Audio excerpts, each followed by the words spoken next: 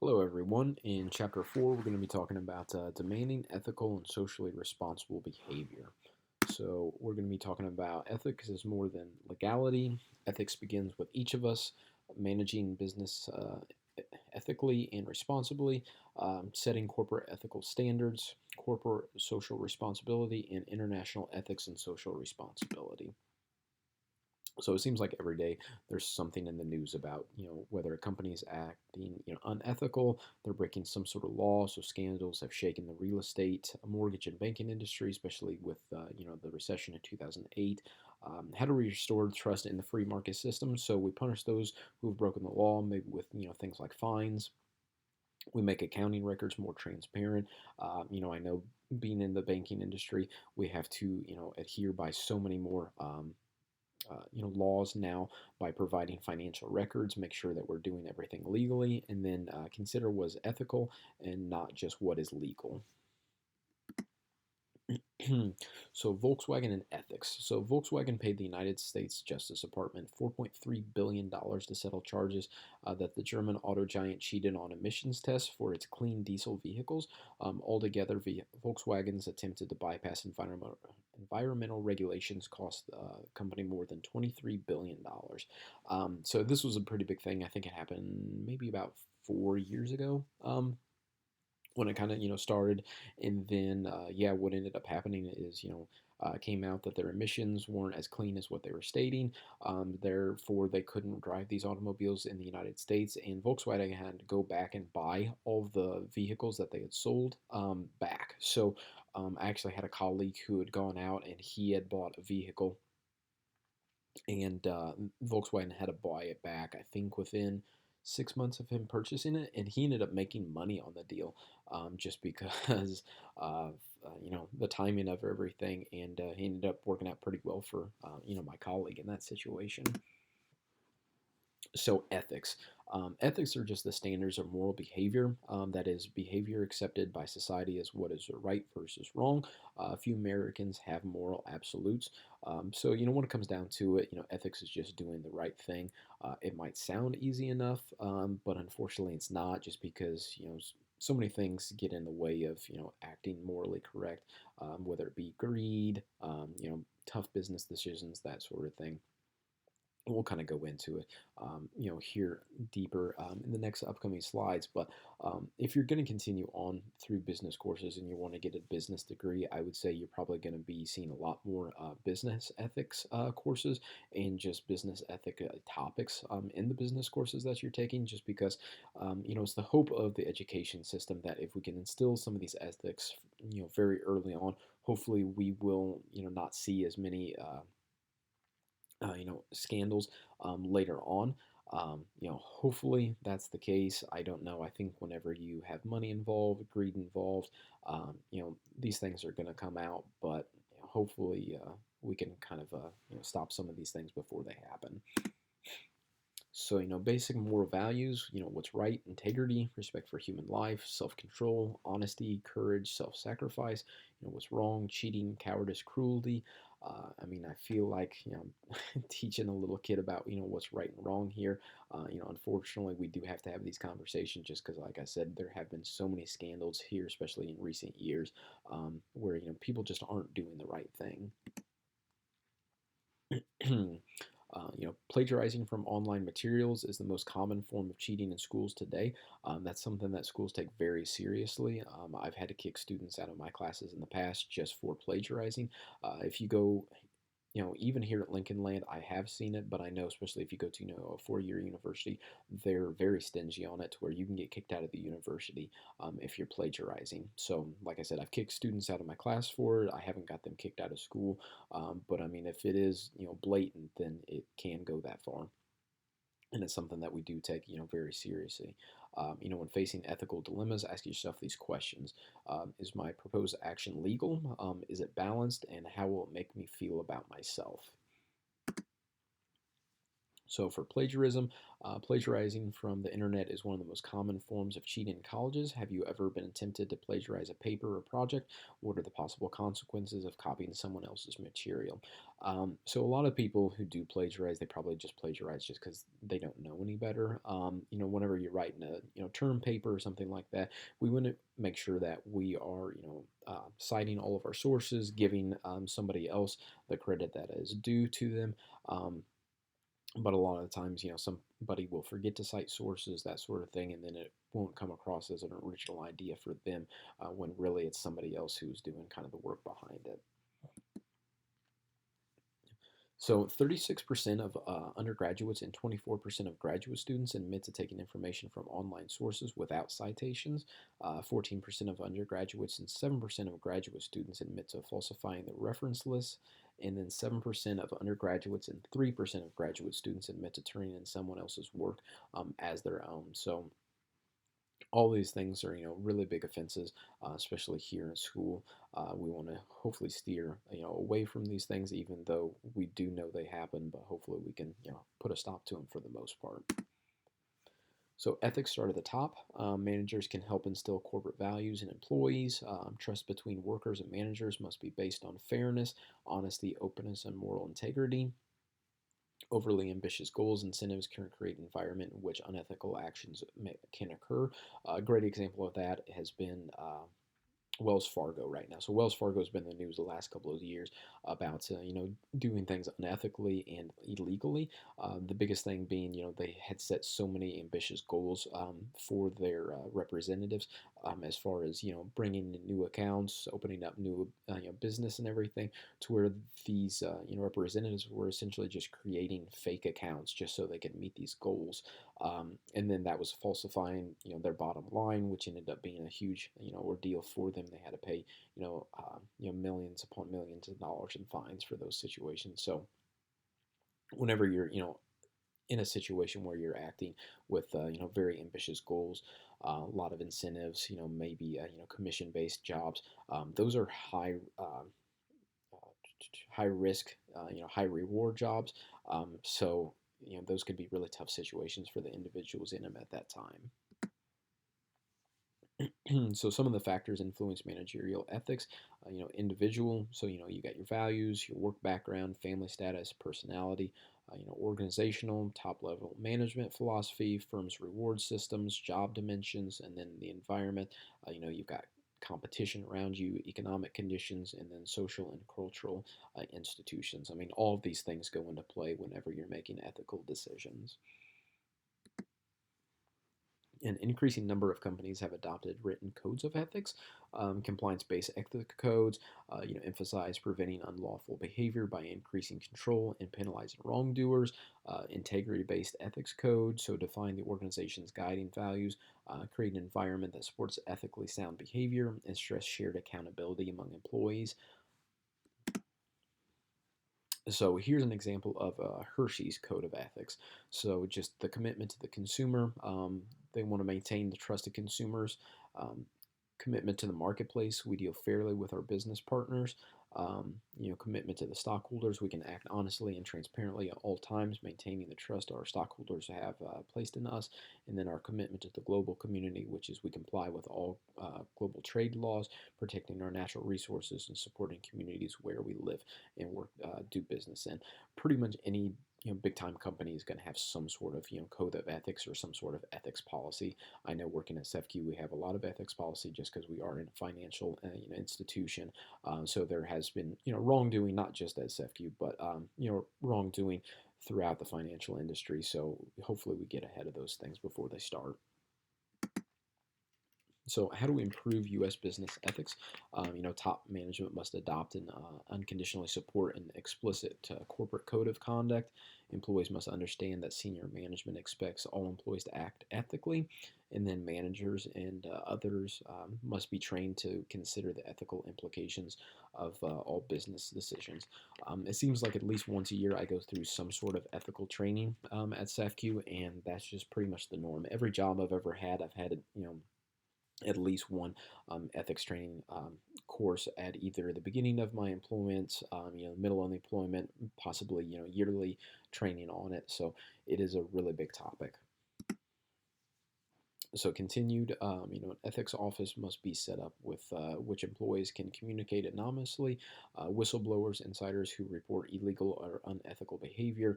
Those whistleblower hotlines out there. If you are a whistleblower, you can call into hotlines, let them know kind of maybe about the unethical or illegal behavior that's happening at your workplace, and you are protected, by law.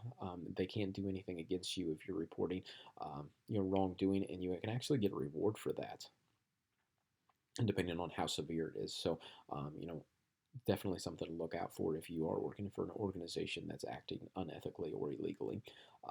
Involve outsiders such as suppliers, subcontractors, distributors, and customers, and then the code of ethics must be enforced. So, how to whistleblow? Decide carefully and quickly. Make sure you have all allegations filed with the right agencies. File your allegations with as many agencies that are appropriate. Gather your information legally, and then research the process on it. So, corporate social responsibility, a business's concerns for the welfare of society. So, that's based on a commitment to integrity, fairness, and respect. Proponents argue that businesses owe their existence to the societies they serve and cannot exist in societies that fail. So, corporate philanthropy includes charitable donations, helping out in the community. Social initiatives include enhanced forms of corporate philanthropy directly related to the company's competencies. Corporate responsibility includes everything from hiring minority workers to making safe products. And then corporate policy, which is just the position a firm takes on social and political issues. So help us out there. So these are the largest charities in the United States. We kind of talked about these a few chapters ago, as far as not-for-profit organizations go. So we have United Way, Feed in America, Salvation Army, YMCA, St. Jude's Research Hospital, which is a really big one. Food for the Poor, Boys and Girls Club of America, Catholic Charities USA, and then Goodwill Industries International. So really, big amounts of donations are going to these not-for-profits, and then the amount of amount to services, they're United Way, they've got 86% go towards their services. So it's great to see these organizations that are helping out in local communities, even though they are a big-time organization. So volunteering in the community. More than 1,300 Florida Light and Power Company employees volunteer their communities during the company's Power to Care Week. Do companies have responsibilities to communities in which they operate beyond obeying the laws? I definitely think they do have, responsibility to the community in which they're in. I know with being CEFCU, we're very community oriented. We're always constantly helping out with different organizations and different things around town. Whether it be, we're headquartered out of Peoria, so Peoria we have a very big presence. But we have offices in Springfield, Bloomington, Decatur. So in all those communities, we definitely have a presence in it. So here in Springfield, I help out, like I've talked about. I help out with junior achievement. I'm on a committee with the American Lung Association. I was I've gone out to Boys and Girls Club. Different things like that. United Way, that's one of our big partners here at CEFCU. So, we're encouraged to donate to United Way. We have $2 Fridays every other Friday. So if on Fridays, if you want to wear jeans, you just have to pay $2.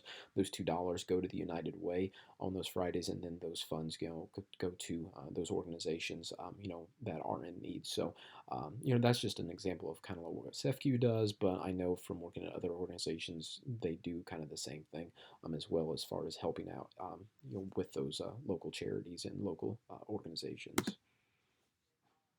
So some of the positive impacts of companies. So Xerox offers social service leave program.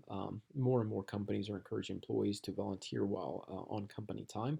That's one of the things that I get to do with my job is, if there is a volunteer activity, I can actually do that, throughout the day, and I don't have to do that before business hours or after business hours, just because CEFCU does put, such a high priority on me helping out in the community. And I think that's a great thing.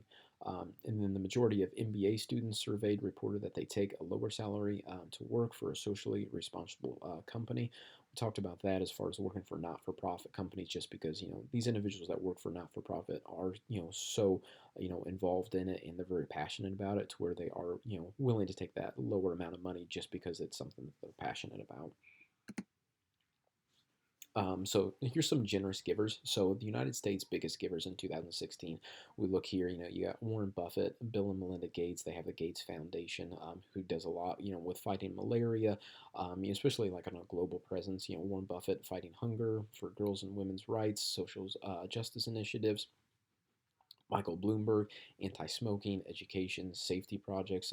Michael Bloomberg was the mayor of New York for a long time, and he did a lot of things as mayor to kind of curb anti-smoking, helping out with health in New York City as far as putting taxes on soda, which was a very controversial thing, but I think overall it's helped out just that city, and now more cities and more states are trying to look at doing things like that, just because soda does. Uh, more harm than it does good, really, on the human body. And more scientific research has been out there to kind of help with that argument. So a couple of the other things here, we've got the Walton family, who started Walmart. They're really big on education and conservation. Gordon and Betty Moore, conservation. John and Laura Arnold, education. So a lot of it here, kind of a common theme between human rights and education. Paul Allen, he did a lot of scientific research. He has since passed, but he was one of the first guys in with Microsoft.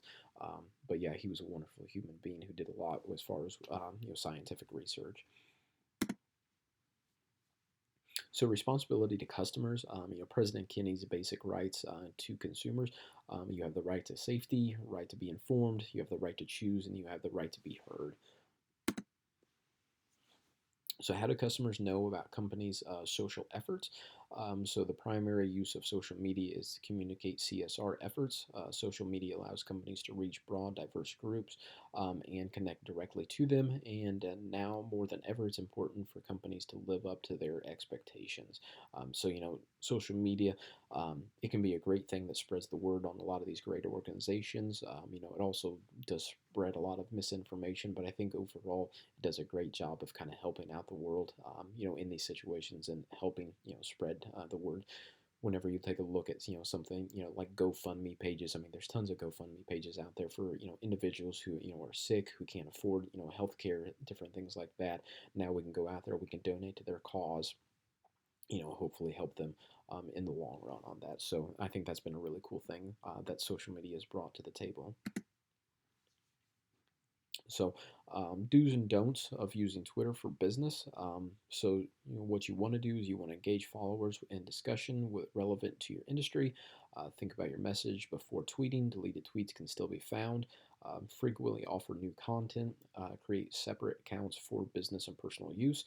So don'ts, don't start political rants, tweet impulsively, let your account lie dormant, or make personal accounts via your company's Twitter account. So once again, I feel like we hear about this all the time with Twitter about, there's some sort of, company or some sort of public figure who, said the wrong thing on Twitter. They have to go back, they have to delete it, but yet it's still out there, that sort of thing. I mean, it's pretty much a daily thing with President Trump, to where he's going on some sort of rant, about something, and that's, all over the news about, how people are kind of viewing his tweets, and it's just, yeah, what a world we live in at this time.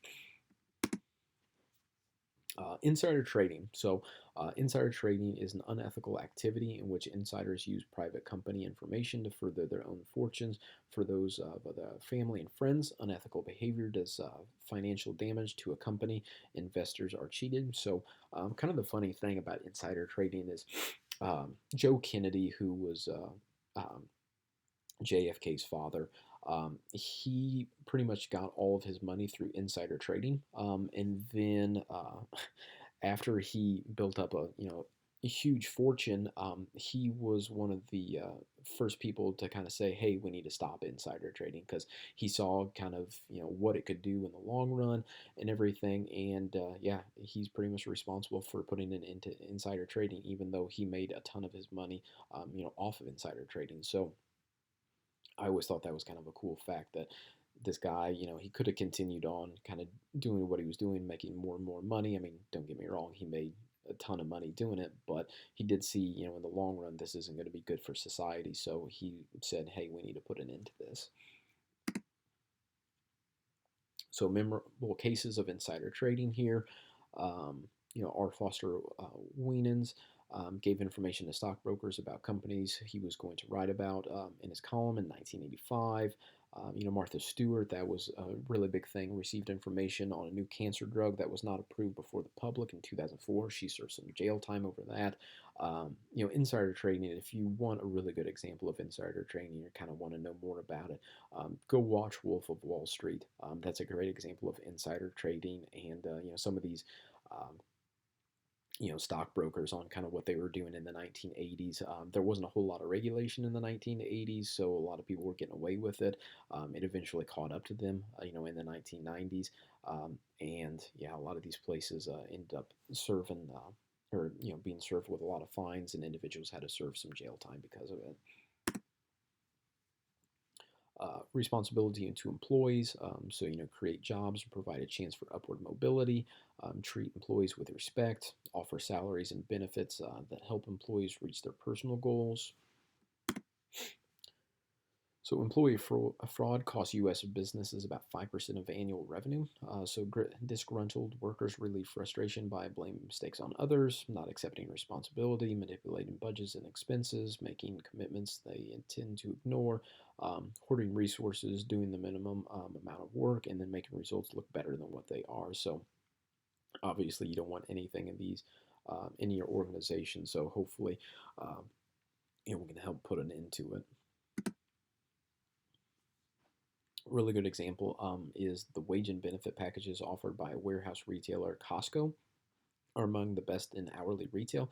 Increased benefits reduce Costco employee turnover to less than a third of the industry average. What do you think of Costco, or why do you think Costco is so successful in keeping its employees? We don't have a Costco here in Springfield. I know there is one in Peoria. But yeah, overall, Costco, I mean, I know they pay their employees really well. I think, even starting out, you make about 15 bucks an hour. I know we've just passed legislation here in Illinois to where 15 bucks an hour is going to be the new minimum wage here in a few years. But Costco was, kind of ahead of this. And I mean, it doesn't matter what state they're in, you're starting out at 15 bucks an hour and going on up from there. They really put a premium on providing a great working environment for their employees. So I think that's why they've been so successful, and that's why they continue to be successful. Because if you have happy employees, you're going to have happy customers as a result of it. So they were, paying their employees a little bit more, and it's paying, dividends for them in the long run. So America's most admired companies. I found this to be halfway interesting because this was in 2017. So I mean, we have Amazon, listed here. We have, Disney, Alphabet, which is technically Google, Facebook, Microsoft. In 2017, these were very admired companies. I'd like to see this list in 2019 because now Facebook had the data breach a few months ago. Now they're kind of going through a hailstorm, with Congress and everything. Even looking at Amazon, Amazon is a huge company, and they do a lot of great things. But right now, I mean, you always hear these stories about how their workers are being overworked. They don't have times for bathroom breaks. How they're trying to unionize, but they can't because they're coming in and saying if you unionize, we're just going to go to more robots and everything. So I don't think Facebook would probably be on this list in 2019. I think Amazon would probably be a little bit lower. Same way for Alphabet. Like I said, it's technically Google there, but I mean they've had quite a few controversies here recently, just with like some of their data breaches. I know they have Nest products out there, like thermometers and everything that people are putting in their homes that have microphones on it. Why you need a microphone on a thermometer is beyond me, but yeah, I mean, that's just kind of the world we live in right now. So, responsibility to society and the environment. So, over one third of working Americans receive their salaries from nonprofits who are dependent on funding from others. The green movement emerged as concern about climate change increased. So many companies are trying to minimize their carbon footprints, the amount of carbon released during an item's production, distribution, consumption, and disposal. Um, so environmental efforts may decrease costs, but can offer good opportunities.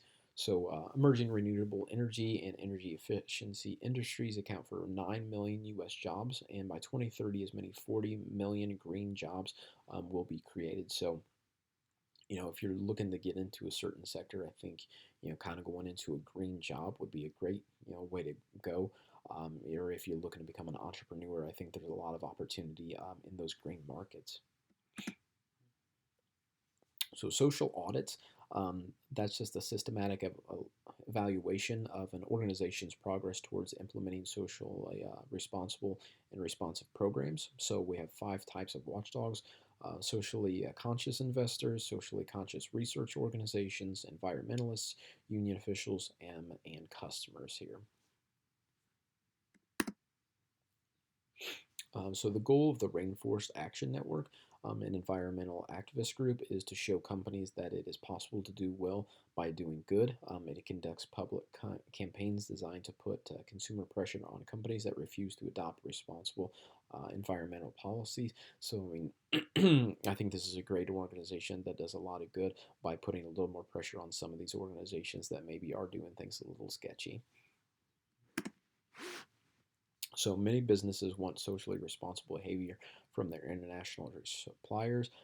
In the 1970s, the Foreign Corrupt Practices Act criminalized the act of paying foreign businesses or government leaders in order to get business, kind of going back to that whole thing about bribery. And then partners in the Organization of American States signed the Inter-American Convention Against Corruption. So we talked about this a little bit ago, but Nike has weathered much criticism for operating in low-wage nations where child labor is common.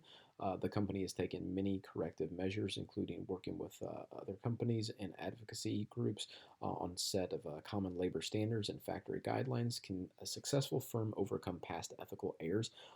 I definitely think they can, because I mean, when you look at Nike in the 1990s, this was pretty much everywhere, and now it's kind of like an afterthought. I do think some of these companies, they do change. They try to, correct their, wrongdoings. But at the same time, I think the biggest thing they have going for them is just time. People forget, especially in this day and age where everything is just so fast paced, where we're just looking at our news feed constantly, just waiting for the next update. Where a lot of this stuff is just, forgotten throughout time just because we are looking for that next thing on our news feed. So we live in an interesting time where we're constantly getting news, 24 hours a day. Um, and like I said, a lot of the stuff that we probably should remember is forgotten just because we're constantly on the lookout for more news. So that's all I have for this chapter, and we will see you next time.